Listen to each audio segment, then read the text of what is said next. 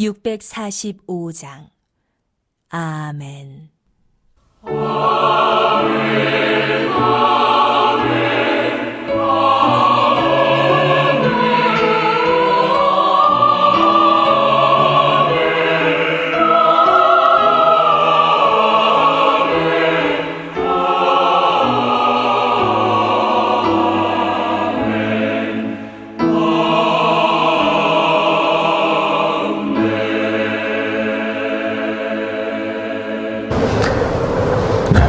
성도 여러분, 지나간 한 주간도 평안하셨는지요?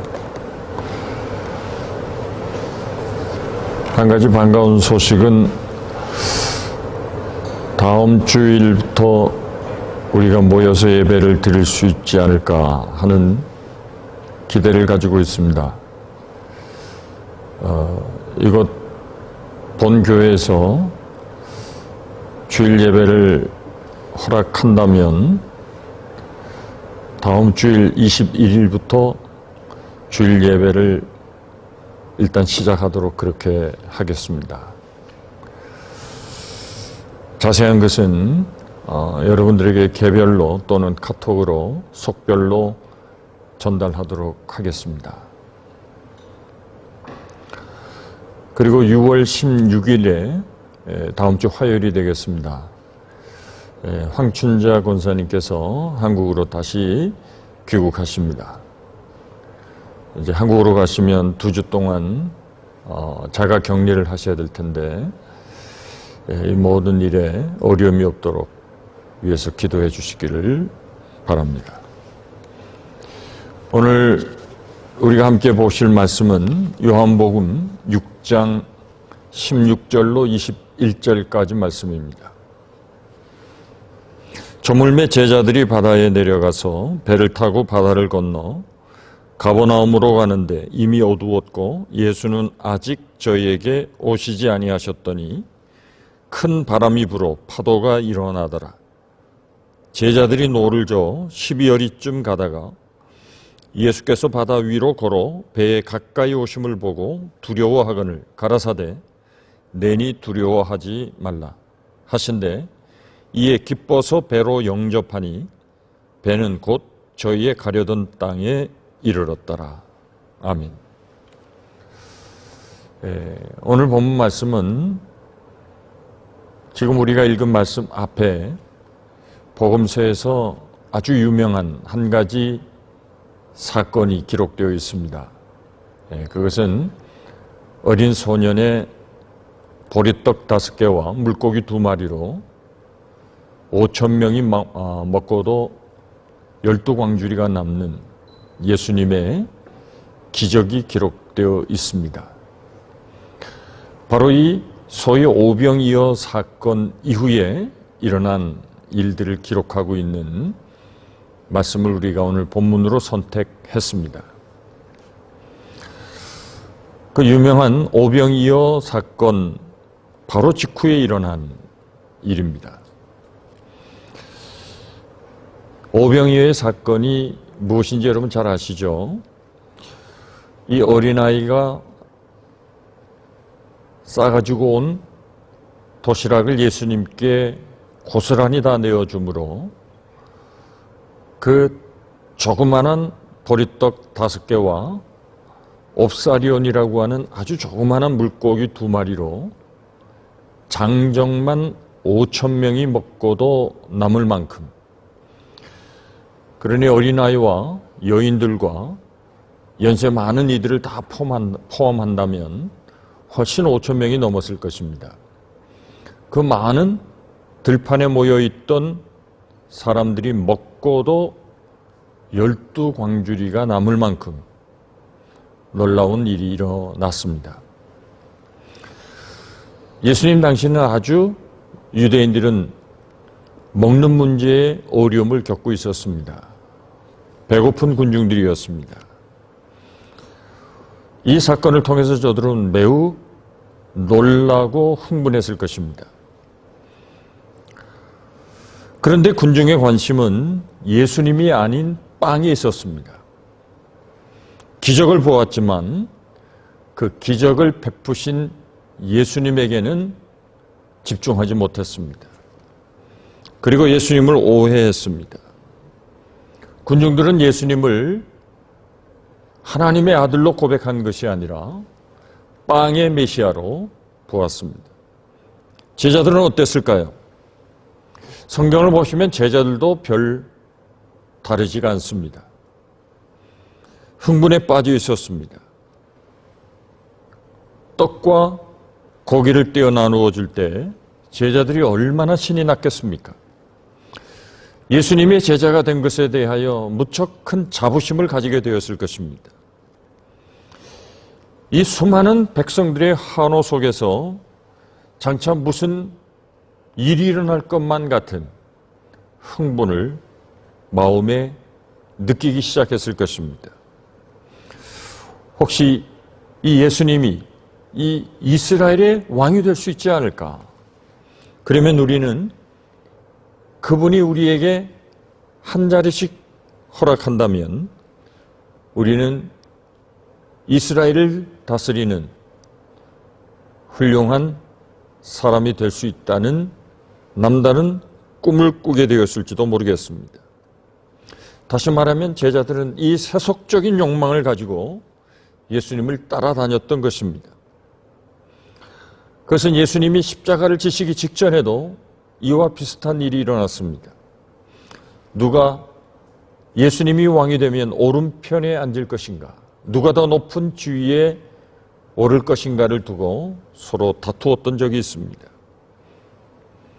그런데 갑자기 장면이 바뀌게 됩니다. 오늘 16절 이하에 있는 말씀을 보시면 예수님은 이 수많은 군중들을 피해서 조용히 산으로 떠나셨습니다. 15절에 있는 말씀을 보시면 예수께서 그들이 와서 자기를 억지로 붙들어 임금 삼으려는 줄을 아시고 다시 혼자 산으로 가셨다고 했습니다. 그러니 이 사건을 통해서 그 많은 군중들은 예수님을 왕으로 세우려고 하는 생각을 가지고 있었던 것 같습니다. 저들의 마음을 아신 예수님은 조용히 저들을 피해 산으로 가셨습니다. 동일한 사건을 기록하고 있는 마태복음을 보시면 예수님은 산으로 가셨고 제자들은 의도적으로 바다를 건너가게 하셨습니다. 다시 말하면 예수님은 제자들과 의도적으로 거리를 두신 것입니다. 왜 그렇게 하셨을까요? 예수님은 제자들의 그 마음의 중심을 알고 계셨습니다. 분명한 것은 흥분된 제자들의 마음을 먼저 진정시키시고자 했습니다. 오늘 본문 16절, 17절을 보시면 갑자기 분위기가 썰렁해집니다. 저물매 바다에 내려가서 이미 어두워졌고 예수는 아직 그들에게 오시지 아니하셨더니 라는 말씀이 기록되어 있습니다. 어찌 보면 매우 불길해 보입니다. 5,000명이 먹고도 남을 만한 이 엄청난 기적을 일으키는 현장에 있었던 제자들의 마음은 아직 그 흥분이 가라앉지 않았을 것입니다. 그런데 예수님이 갑자기 사라졌고 예수님은 저들에게 나타나지 않으셨습니다. 이 기적의 현장에서 기분이 최고조로 달아오르던 조금 전의 상황과는 너무도 대조적입니다. 우리의 삶에도 이런 반전들이 많이 일어납니다. 이보다 더 행복할 수 없을 정도로 행복하고 예수를 믿으며 주시는 하나님의 은혜와 주의 축복을 경험하며 간정이 넘쳐날 때 우리는 참 예수 믿기를 잘했다라는 확신을 가지고 살아갈 때가 있습니다. 그런데 이러한 상황이 갑자기 반전될 때가 있습니다. 내 인생에 어려운 문제가 닥치기 시작합니다. 내가 원하지 않는 상황으로 내몰릴 때가 있습니다. 예기치 않은 상황이 우리를 가로막을 때 우리는 전혀 준비됨이 없이 상황을 마주하기에 매우 당황하게 됩니다. 큰 바람이 불고 파도가 일어납니다. 인생에 갑자기 먹구름이 일어나고 풍랑이 일어날 때가 있습니다. 이 인생을 주로 바다에 비유하는 이유이기도 합니다. 하루에도 천국과 지옥을 교차하는 경험을 할 때가 있습니다. 인생의 문제는 예고 없이 찾아옵니다. 한순간에 앞이 보이지 않는 상황으로 내몰릴 때가 있습니다. 평소에는 세상에 일어나는 일들이 나와는 전혀 상관이 없는 일들로 생각했는데 바로 그런 일들이 내 문제가 될 때가 있습니다. 고통의 문제는 나에게 비껴갈 줄 알고 살아왔는데 그 고통의 일들이 바로 오늘 내 삶의 자리에서 일어나는 것을 경험하게 됩니다. 우리의 삶에 경험하는 시련이 대체적으로 갑자기 우리를 덮칠 때가 있습니다. 욥기서를 보시면 욥에게 시련의 바람이 예고 없이 닥치는 것을 볼 수 있습니다. 욥은 자신에게 왜 이런 엄청난 고통이 오는지를 이해하지 못했습니다. 오병이어의 기적을 행하신 예수님과 함께 화려하게 데뷔했던 제자들로서는 생각하고 싶지 않은 일들이 일어난 것입니다. 그런데 바다를 건너가게 하신 분이 누구이십니까? 예수님이십니다. 저들은 예수님의 말씀에 순종했습니다. 그래서 바다를 건너 목적하는 곳으로 가려고 하는 바로 그 가운데 풍랑이 갑자기 일어나게 된 것입니다. 그렇다면 풍랑 가운데로 몰아넣으신 분은 주님이시다라고 하는 것을 알 수 있습니다. 왜 그렇게 하셨을까요? 성공에 도취되어 있는 동안에는 제자로서 진정한 제자의 훈련을 받을 수가 없습니다. 사람이 잘 나가기만 하면 오히려 그 인생에는 더 큰 문제가 생길 수 있습니다. 늘 성공만 한 사람들을 만나본 적이 있으십니까? 저들에게 훈련의 경험이 없기에 고난을 통해 그 고난을 이기는 성숙한 인격을 갖추지 못했기에 그의 인성에 치명적인 결함이 있는 것을 종종 발견할 때가 있습니다. 제자들이 오병이어의 사건만을 경험했다면 저들은 진정한 예수님의 제자로서 거듭날 수 없었을 것입니다. 제자들은 갑자기 일어나는 이 풍랑 가운데서 꽤 오랜 시간 사투를 벌이게 됩니다. 그리고 주님은 그런 제자들을 그대로 두셨습니다. 어떻게 보면 매우 가혹하게도 보입니다. 여러분, 우리의 기도가 응답되지 않을 때가 있습니다. 왜 우리에게 이렇게 침묵하시는지, 왜 우리를 돌아보지 않으시는지 하나님을 원망할 때가 있습니다. 하나님께서 당신의 모습을 우리에게서 감추시는 때가 있습니다. 우리를 혼란 가운데로 그대로 내버려 두시는 방관자로 여겨질 때가 있습니다. 그러면 우리는 고통의 원인을 찾아내며 그 고난의 이유를 찾기 위해 애를 쓸 때가 있습니다. 그리고 이 어려운 문제를 해결하기 위하여 몸부림칠 때가 있습니다. 결코 쉬운 일이 아닙니다.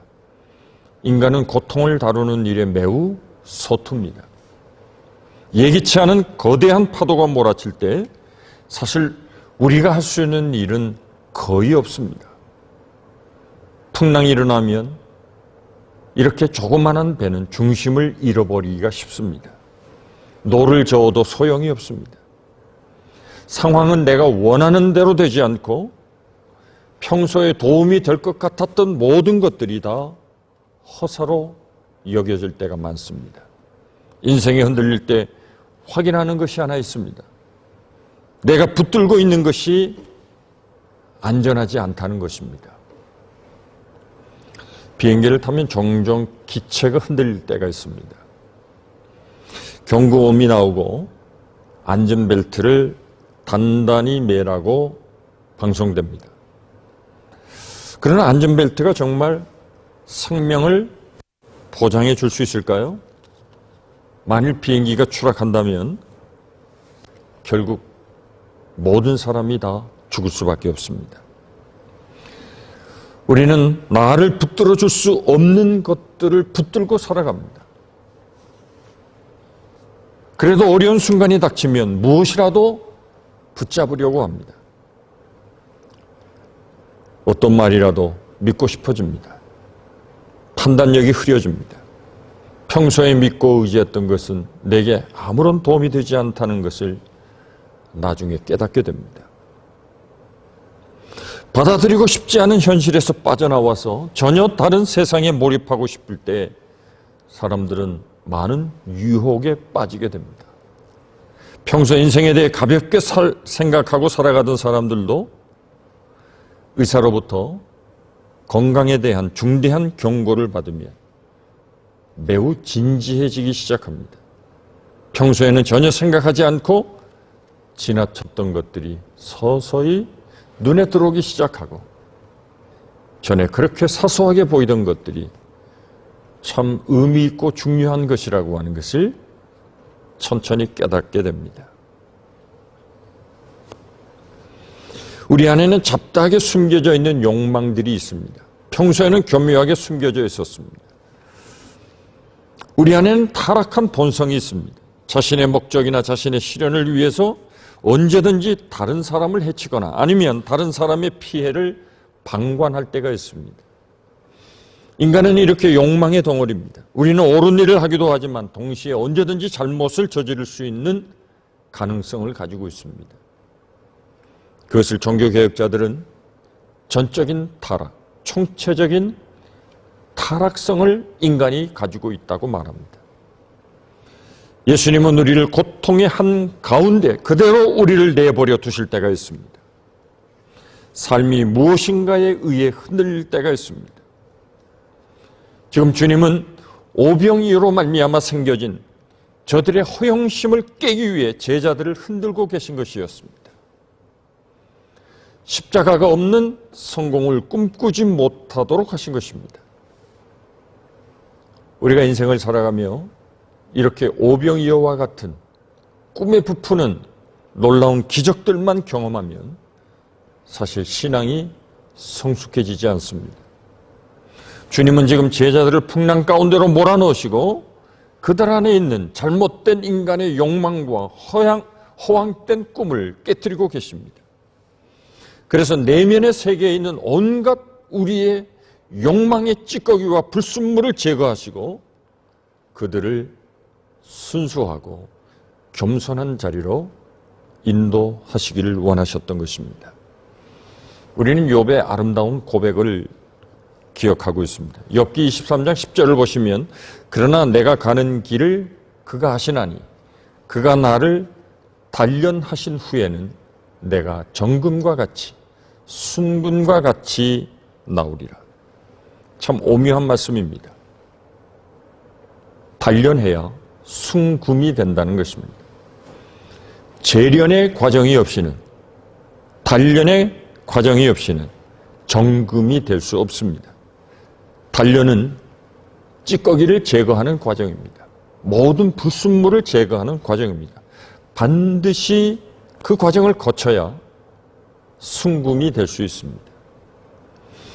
우리 안에는 하나님 아닌 것들이 우리의 마음 가운데 얼마나 많이 도사리고 있습니까?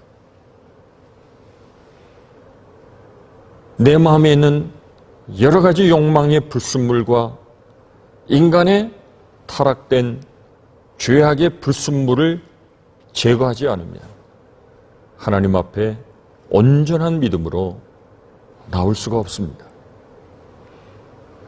사탄이 욥을 고발할 때 욥은 하나님 한 분만으로 하나님을 섬기는 것이 아니라 그가 부자고 자녀들이 많고 우양이 많고 재산이 많기 때문에 하나님을 잘 섬기는 것이라고 말했습니다. 만일 욥에게서 그 재산과 자녀들을 빼앗아 가신다면 욥은 반드시 하나님을 원망하고 저주할 것이라고 말했습니다. 어느 정도는 맞는 말이었습니다. 욥은 참으로 의인이었고 순수한 사람이었지만 그는 이런 많은 고난의 과정을 통과하며 비로소 순금과 같은 믿음으로 하나님 앞에 서게 되었다고 고백했습니다. 이전에는 귀로만 듣던 하나님이 이제는 내가 눈으로 보고 체험한 하나님으로 고백했습니다. 그는 시련을 통해 오직 하나님만을 찾는 자로 새로워졌습니다. 이렇게 우리에게는 많은 불순물들이 있습니다. 우리의 영혼에는 쉽게 때가 탑니다. 그래서 고난은 하나님의 사람을 만들어가는 매우 유익한 재료이기도 합니다. 사람에게 고난이 없으면 결코 아름다운 신앙의 사람이 될 수 없습니다.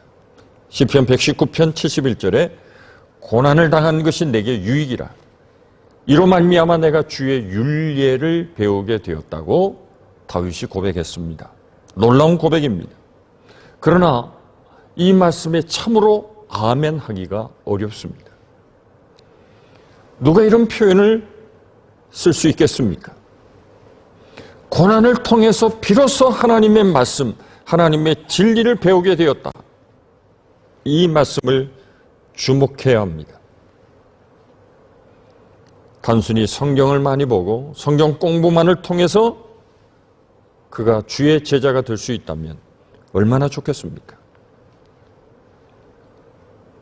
중요한 것은 우리의 삶에, 우리의 육신에 이 하나님의 말씀이 나의 전부가 될 수 있도록 하는 것입니다. 그렇게 하기 위해서 하나님은 우리에게 때때로 예기치 않았던 고난 앞에 서게 하십니다. 고난을 통해서 우리가 얼마나 아파했는지가 중요한 것이 아니라 이 아픔을 통해서 하나님의 말씀을 깨닫는 것이 더욱 중요한 것입니다. 고난을 통해서 하나님의 말씀을 제대로 배우고 깨닫게 되었다면 그 고통은 낭비된 것이 아닙니다.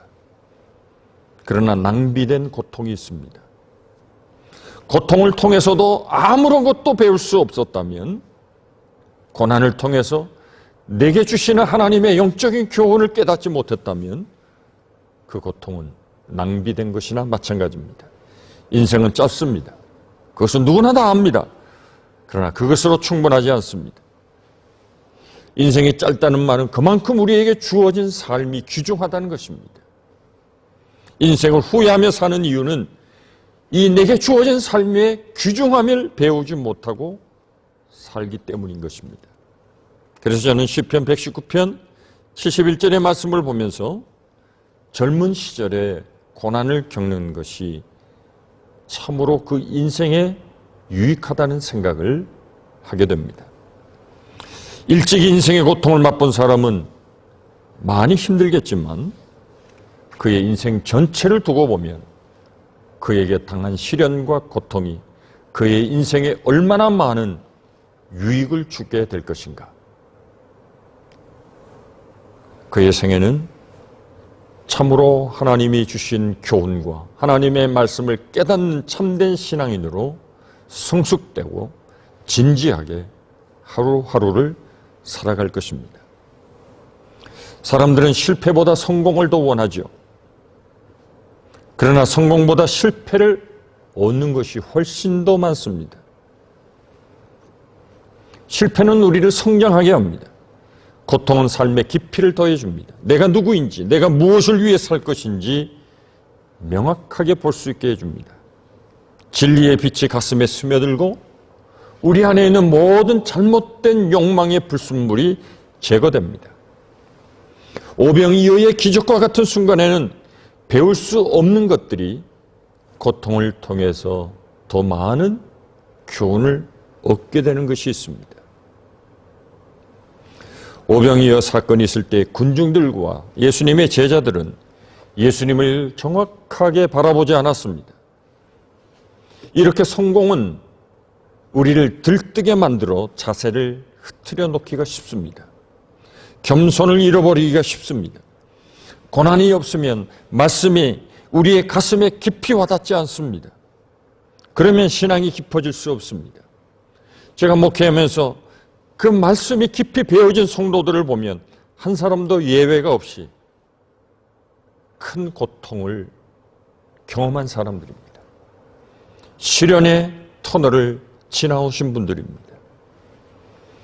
위기의 순간을 통해서 저들은 하나님 앞에 겸손한 자로 살아가게 되었습니다. 그 겸손은 아무나 가질 수 있는 것이 아닙니다. 오직 하나님밖에 없음을 고백할 때 우리는 비로소 겸손할 수 있습니다. 이제 오늘 본문으로 다시 돌아가서 풍랑을 통해 어떤 일이 일어났습니까? 오늘 19절을 보시면 제자들이 노를 저었습니다. 12월쯤 갔습니다. 그런데 갑자기 예수님이 바다 위를 걸어오시는 것을 보게 됩니다. 이때 제자들은 바다 위로 오시는 예수님을 바라보며 매우 두려워하기 시작했습니다. 제자들은 예수님을 알아보지 못했습니다. 마태복음을 보시면 이런 예수님을 유령으로, 귀신으로 보았다고 했습니다. 지금 제자들은 두려움에 떨고 있습니다. 어려운 상황에 부딪히면 상황을 왜곡합니다. 착시 현상이 일어납니다. 그들은 예수님을 제대로 알아보지 못했습니다. 주님이 바다 위로 걸어오실 줄을 상상하지 못했습니다. 그러나 오병이어를 행하신 주님이시라면 얼마든지 가능하지 않겠습니까? 버릇 5개와 물고기 2마리로 5,000명을 먹이고도 남는 기적을 행하신 예수님이시라면 바다 위를 걸어오시는 것은 자연스러운 일일 것입니다.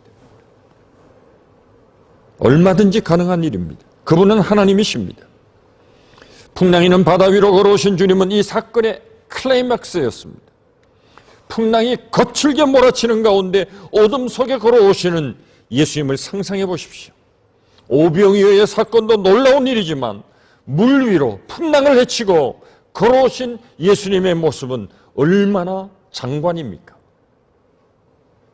절로 주님을 찬양하게 될 것입니다. 제자들이 진실로 예수님을 알았다면 바다 위로 걸어오시는 예수님을 향하여 두 손을 들고 환영하며 찬양했을 것입니다.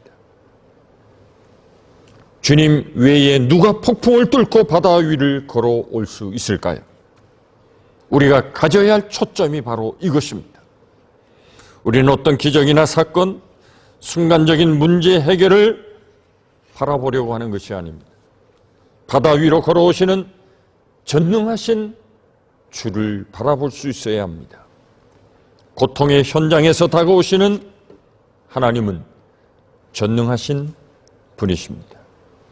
그런데 제자들은 귀신으로 여기고 두려워 떨고 있습니다. 현실의 상황에 눌려 그가 예수님이신 것을 생각조차 하지 못했던 것입니다. 여러분, 신앙에서 매우 중요한 것은 시선입니다. 무엇을 바라보느냐 하는 것입니다. 우리의 초점, 우리의 시선이 우리의 삶의 질을 결정합니다. 가치를 만들어냅니다. 여러분, 지금 누구에게 초점을 맞추고 계십니까? 어떤 상황에 여러분은 초점을 맞추고 계십니까? 파도만 바라보면 멀미하게 됩니다. 흔들리는 환경에 초점을 맞추면 두려움에 사로잡히게 됩니다. 우리는 세상에 너무 예민해져 있을 때가 많습니다. 반면에 하나님에 대해서는 너무 둔감합니다. 세상의 작은 일에는 매우 예민하게 반응하며 살아가면서도 하나님에 대해서는 매우 둔감하게 전혀 그분을 의식하지 않은 채 살아갈 때가 많이 있습니다. 바꿔야 합니다. 하나님을 예민하게 반응할 수 있어야 됩니다. 우리의 삶은 너무 산만하고 우리가 관심을 갖는 것은 너무도 많습니다. 가시적인 것들, 순간적인 것들에 우리의 마음이 쉽게 빼앗깁니다. 오병이어의 사건을 다시 한번 생각해 보십시오. 얼마나 많은 사람들이 예수님이 행하시는 이적을 직접 경험했습니까? 배고프던 차에 예수님이 주시는 떡과 고기를 그 현장에서 먹은 사람이 한두 명이 아니지 않습니까? 그러나 그들은 그 속에서 하나님의 하나님 되심을 경험하지 못했습니다. 빵에 치우쳤기 때문입니다. 그래서 요한복음 6장 66절에는 안타까운 장면이 나옵니다. 그때부터 그의 제자 중에서 많은 사람이 떠나가고 다시 그와 함께 다니지 아니하더라 했습니다. 놀라운 이적을 경험하면서 저들은 왜 예수님을 떠나야만 했을까요? 이유는 하나입니다. 그들의 관심, 그들의 시선, 그들의 초점은 오직 자신의 목적, 자기의 욕심, 현실적인 문제를 해결하는 것에 있었기 때문입니다. 그것이 해결되면 더 이상 예수님이 필요하지 않는 것입니다. 오직 예수 그리스도에게만 초점을 맞추고 가십시오. 우리가 은혜를 받을수록 예수님에게 더욱 깊이 가까이 나아갈 수 있어야 합니다. 성경을 읽으며 자신의 필요를 채우기 위해, 현실에서 문제의 답을 찾기 위해 성경을 읽는 사람은 답을 찾을 수가 없습니다. 성경을 통해 끊임없이 예수님을 바라보십시오. 그분을 묵상하십시오. 어떤 상황이 일어날지라도 말씀 가운데 나타나신 예수님을 온전히 발견할 수 있다면 나의 어려운 문제, 나의 힘든 상황은 나도 모르게 해결되어지는 것을 알게 될 것입니다. 고난을 통해 주어지는 축복은 흐트러졌던 우리의 시선을 주님께로 향하게 하는 의미를 가지고 있습니다. 군중들은 떡을 먹었지만 저들의 초점은 전혀 엉뚱했습니다. 제자들도 마찬가지였습니다. 그들은 전혀 다른 꿈을 꾸고 있었습니다. 예수님을 통해서 대박의 꿈을 꾸고 있었습니다. 주님은 그들을 한번 흔들 수밖에 없었습니다. 우리는 조금이라도 방심하면 쉽게 잘못된 길로, 엉뚱한 길로 빠져들기가 쉽습니다. 우리의 초점을 그리스도에게로 고정시키는 것이 쉬울 것 같지만 사실은 매우 힘든 일입니다. 날마다의 신앙의 훈련과 주님으로 인하여 살아가는 임마누엘의 삶을 순간순간 경험하지 못한다면 우리는 쉽게 세상으로, 우리의 욕망으로 빠져들 수밖에 없습니다. 만일 우리가 예수님에게로 시선을 고정하는 것을 계속 무시하고 내 뜻대로, 내 의지대로 살아가면 주님은 한 가지의 방법을 사용하십니다. 바로 그 가운데 하나가 고난입니다. 그렇다고 고난을 너무 깊이 두려워하지 마십시오. 고난의 순간은 누구에게나 있습니다. 중요한 것은 그 고통 속에서 주님을 만나는 것입니다. 주님이 우리에게 주시는 고통의 의미는 바로 그런 것입니다. 그 고통을 통해 나를 만나라는 것이죠. 주님은 우리의 시련에 비켜나 계신 분이 아닙니다. 평소에 우리는 하나님을 주목한다고 얘기하면서도 주목하지 않을 때가 많습니다. 주님을 홀대할 때가 많습니다. 그러나 주님은 우리에게 가까이 다가오시고 우리에게 말씀하십니다. 오늘 20절에 있는 말씀 보십시오. 이르시되 내니 두려워하지 말라 하신대 했습니다. 두려워하지 말라. 예수님의 말씀이었습니다. 지금 위기와 두려움에 빠진 제자들을 위로하고 계십니다. 예수님은 우리의 연약함을 아십니다. 책망하시기보다 격려하기를 원하십니다. 내니 두려워하지 말라. 주님이 오시면 더 이상 두려워할 필요가 없습니다. 얘들아, 나란다. 나야. 나를 좀 볼래? 내니 두려워하지 말라. 두려움은 우리 인생의 아주 거대한 장벽과도 같습니다.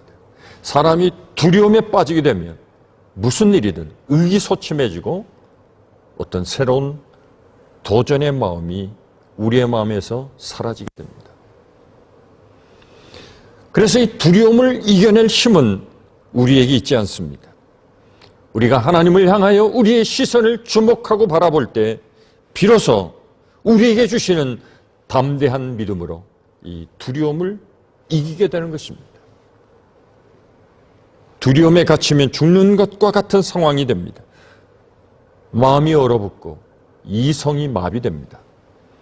오병이어에서 만난 주님과 풍랑 속에서의 주님과의 만남은 완전히 다릅니다. 그동안은 여러 가지 이유로 예수님이 잘 보이지 않았습니다. 그러나 인생이 어려움과 고난의 과정을 통과하며 비로소 예수님을 매우 선명하게 바라볼 수 있습니다. 사실 그때는 아무것도 눈에 들어오지 않습니다. 그야말로 예수님만을 바라볼 수밖에 없는 절호의 순간이 되는 것입니다. 고난은 주님과 독대하는 최상의 순간입니다. 고난은 진리를 최대한 수용하게 하는 최고의 학습 시간입니다. 풍랑은 쓸데없는 것을 다 내어버리게 하고 오직 주님께로 가까이 나아가도록 우리를 이끌어 주십니다. 풍랑일 때 열심히 노를 젓는다고 배가 나아가는 것이 아닙니다. 무엇을 해야 합니까? 주님께로 시선을 돌려야 합니다.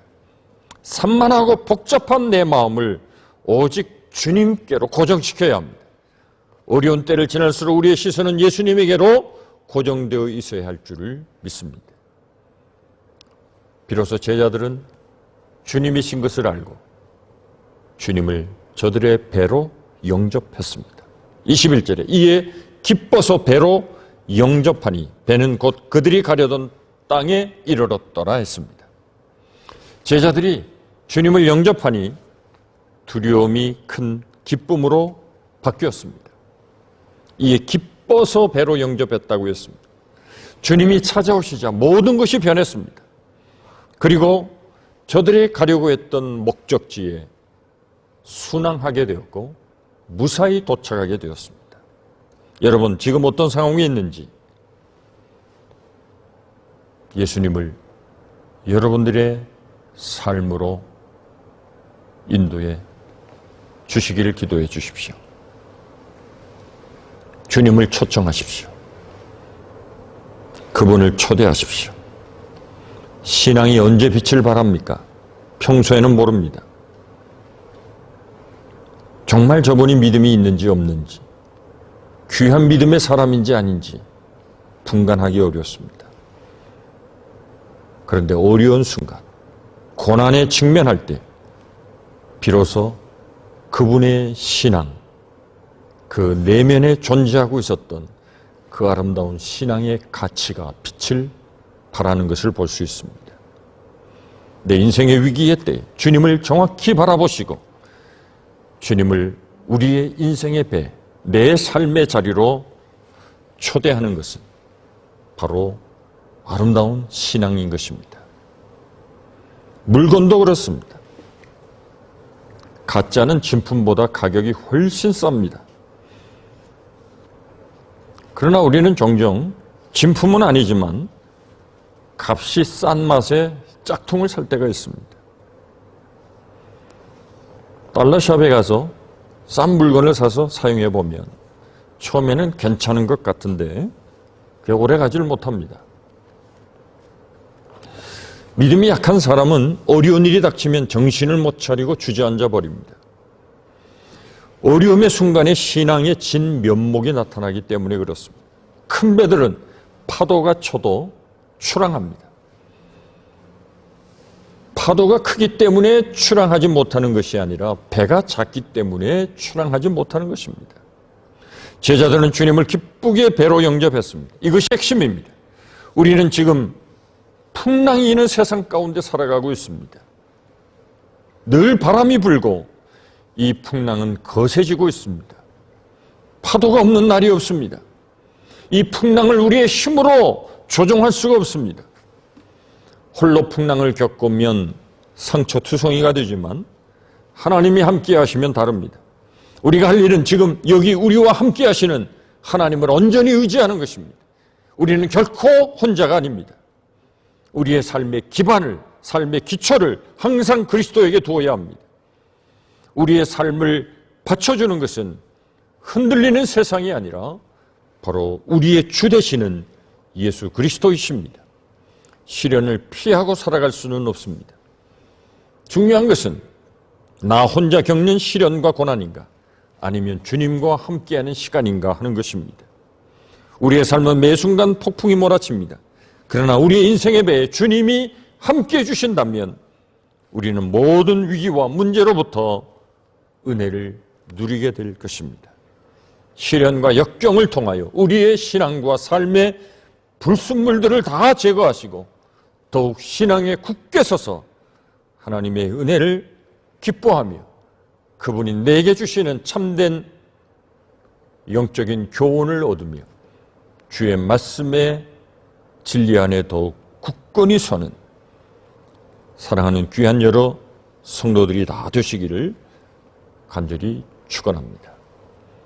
이번 한 주간도 하나님 은혜 가운데 여러분들의 삶이 이 흔들리는 세상, 풍랑이는 세상 가운데서 주님과 함께하는 흔들림이 없는 굳건한 반석 위에 서는 삶을 살아가실 수 있기를 간절히 축복합니다.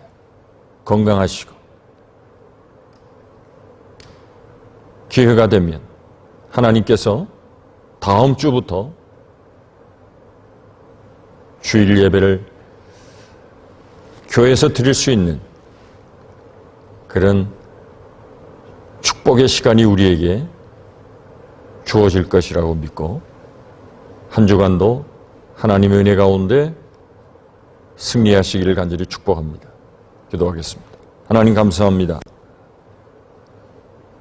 풍랑이는 파도 가운데서 우리를 찾아오시는 주님을 보게 하시고 그 주님을 모셔드림으로 내 인생의 항해가 약속의 그 땅에 무사히 도착되는 축복의 인생이 되게 하시고 성공적인 삶이 되도록 믿음의 삶으로 우리를 인도해 주옵소서. 예수님의 이름으로 기도하옵나이다. 아멘. 감사합니다. 645장. 아멘.